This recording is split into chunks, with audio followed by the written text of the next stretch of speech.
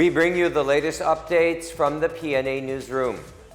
Malacanang is hoping that the Court of Appeals would reconsider its issuance of a temporary restraining order on the suspension of the power supply agreement between the South Premier Power Corporation or SPPC and Meralco. The SPPC filed the petition hoping the CA will grant their plea for price increase earlier denied by the Energy Regulatory Commission or ERC. The ERC expressed concern on the instantaneous effect of the temporary suspension as it will consequently expose the approximately 7.5 million registered Meralco consumers in the National Capital Region and other areas in Central Luzon and Calabarzon to higher electricity prices. President Ferdinand R. Marcos Jr. also agreed, saying the TRO would just cause further dislocations and possible price increase for power. Some parts of Metro Manila and Bacoor City and Cavite will experience water interruptions starting today until December 4 due to maintenance activities in the area. In Cavite, the affected areas are Barangays Molino 2 and 3 in Bacoor City, Barangay 1 and Panapaan 5 in Bacoor City, and Barangay Bayanan on Nia Road, corner Molino Boulevard, Bayanan, and Barangay San Nicolas 1, particularly on Cuneta Drive. In Caloocan City, the affected areas are Barangay 28 and 31, especially inside Dagat-Dagatan Sewer and Treatment Plant. Barangay on Marcela Corner, Perpetua, and on Tuna Corner, Dagat-Dagatan Extension. Barangays along 8th Street, corner 7th Avenue. Barangays 121 and 125. Barangays on Tulyahan, corner Petron, and A. Bonifacio Avenue. Also affected is Barangay Tansa in Navotas City, particularly on Dahlia, corner Captain Cruz. In Quezon City, the affected areas are Apolonio Samson, Balingasa, Bungad, Doña Josefa Marcos, Lourdes, Maharlika, Manresa, Masambong, NS Amoranto, Paang Bundok, Paltok, St. Peter, Salvacion, San Isidro Labrador, San Jose, Santa Teresita, Santo Domingo, Siena, Talayan, Tatalon, and veterans particularly on D. Tuazon Avenue. Also affected are Barangays Bahay Toro, Tandang Sora, Baisa, Balong Bato, and Nagkaisahan Nayon.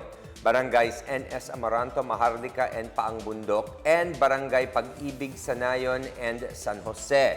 In Valenzuela City, the affected areas are Barangays Arcong Bato, Balangkas, Bisig, Isla, Palasan, Parancillo Villa, Polo, Poblacion, Tagalog, and Wawang Pulo. Maynilad said this is part of its continuous effort to improve water services in the West Zone. The Quezon Memorial Circle has been declared by QC Mayor Joy Belmonte as a child labor-free zone. In celebration of National Children's Month, Belmonte awarded the seal of Child Labor-Free Zone to the QMC management as she presented her State of the City's Children Report on Sunday. This after park tenants and employees received extensive training on responding to cases of child exploitation. She said it was fitting to grant the seal to QMC since it served as the venue of the Global March Against Child Labor, the worldwide movement that started in 1998. Meanwhile, the city government has established the Quezon City Interagency Task Force for the Special Protection of Street Children and Child Laborers or Task Force Sampaguita. Belmonte said the task force has formed a comprehensive plan to not only save child labor victims but also to be monitoring cases of abuse. Since September, at least 296 child workers have been rescued by Task Force Sampaguita. In other news, the operations of the LRT-1 will be suspended this weekend, December 3 and 4, to give way to maintenance works in the train line. The Light Rail Manila Corporation said readiness tests, trial runs, and exercises will be held in preparation for the reopening of the LRT-1 Roosevelt Station. LRMC Chief Operating Officer Rolando Paulino III said they will also test the reintegration of Roosevelt Station using the new Alstrom signaling system. All LRT users are advised to plan their trips ahead. Roosevelt Station was temporarily closed on September 2020 to make way for the ongoing construction of the Unified Grand Central Station, which will connect the LRT-1, MRT-3, and MRT-7. And that is the latest and the biggest stories from the Pna Newsroom. For more news content, visit our webpage or head on to the Philippine News Agency's Facebook and Twitter accounts. We are also shown on the social media pages of the Office of the Press Secretary and on Radio Pilipinas RP1.